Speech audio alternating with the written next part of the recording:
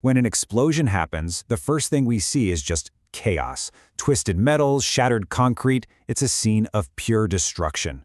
But if you look closer, underneath all that rubble, there's a world of really precise science. Today, we're going to dig into how engineers and scientists cut through all that noise, moving from that initial chaos to crystal clarity. They do it by quantifying blast damage, and it's all in the name of making our world a whole lot safer. You know, it seems like a pretty simple question, right? Just look at what's broken.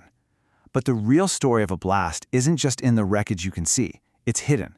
It's in the microscopic fractures, those invisible stress waves that ripple through steel like it's water, and in the sheer probability of what could have happened. To really, truly understand the impact, you have to learn to see the invisible.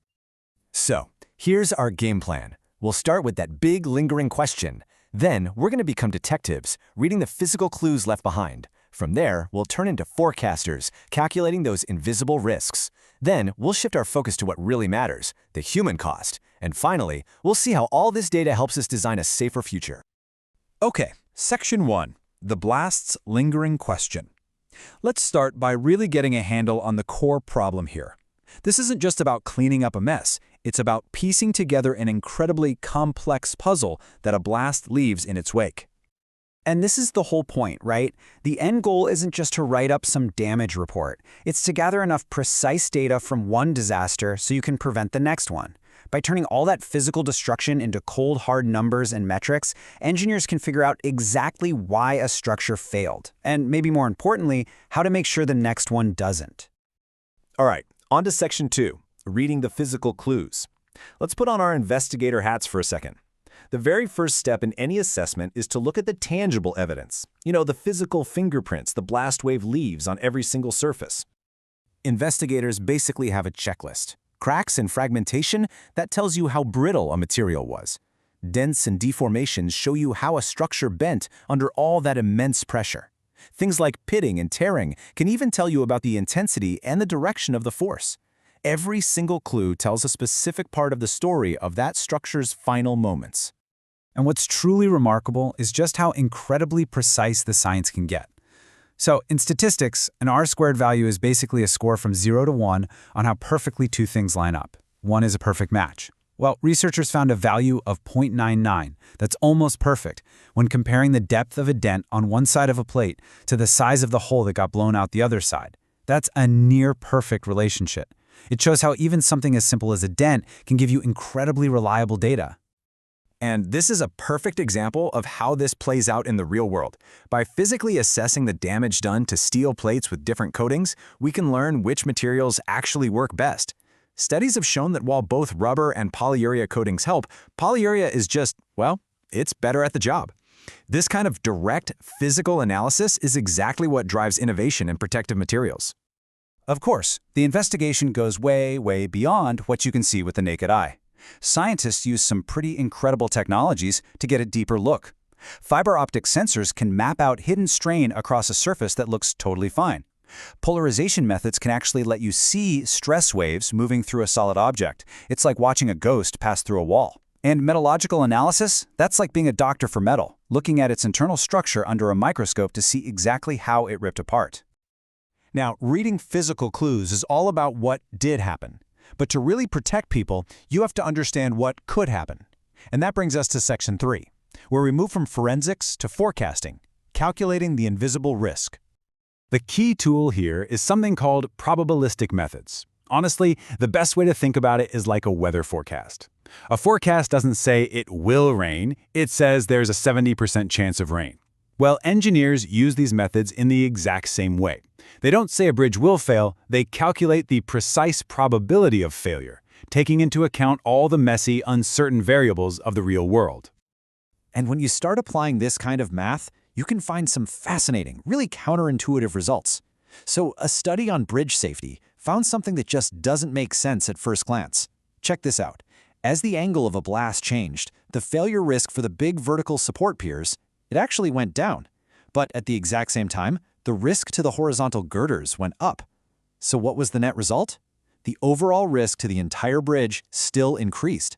It just goes to show, you can't guess, you have to do the math. So how do they calculate these super complex probabilities? Well, one of the most powerful tools is called the Monte Carlo simulation.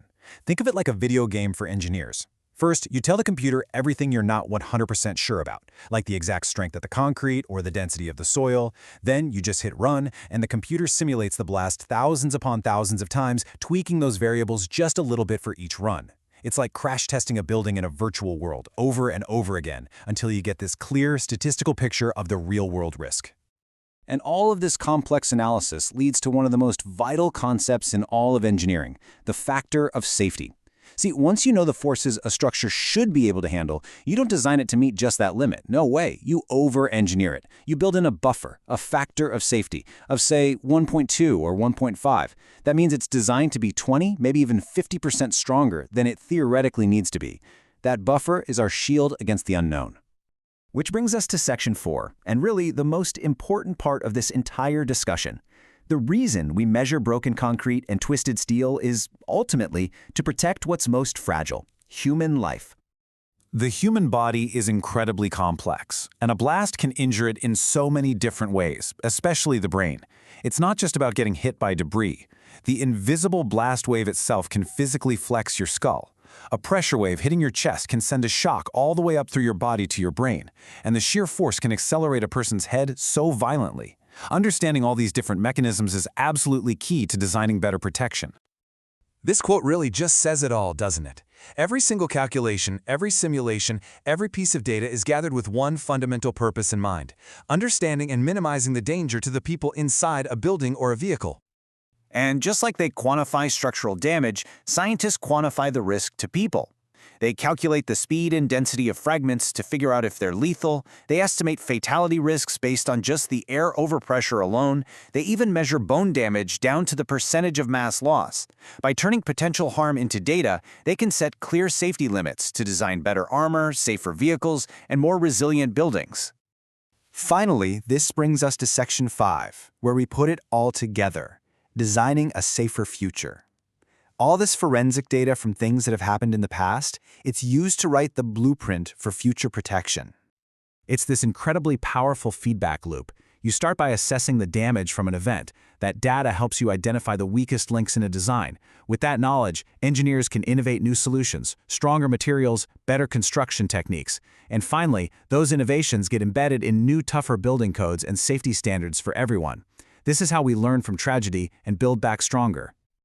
The results of this science are all around us, often in ways we don't even see. I mean, the analysis of blast data has led to countless real-world improvements, things like stiffening rings on pipelines, much stronger joints in buildings, incredible new protective materials like foam nickel, and even establishing safety limits for vibrations in subway tunnels to prevent collapse.